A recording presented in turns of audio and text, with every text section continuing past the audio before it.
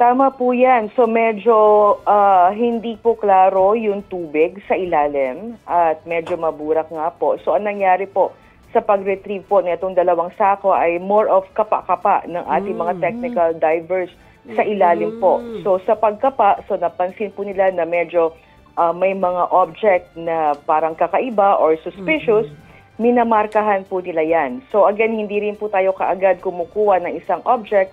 Nag-aantay pa rin po tayo ng go signal sa lead agency kasi ito pong mga lokasyon na ito ay posibleng maging parte po ng investigasyon. So kinukuha po natin yung coordinates ng mga makukuha po nating mga objects sa ilalim po. So kung meron pong possibility, katulad ng pinag-usapan nyo ni Masena, merong mga nabaon, magkakaroon po ba ng digging? Medyo malawak po, no, kung sasabihin po nating digging.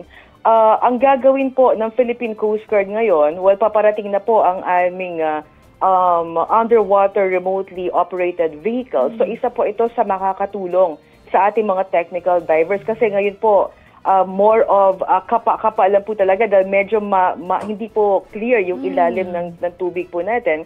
So ito pong mga ROV po ang isa sa mga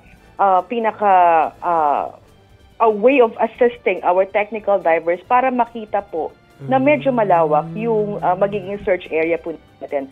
And once we determine an object, a suspicious object sa ilalim po, that's the time po na we will be requesting our technical divers to get and to preserve as well yung evidence na makukuha.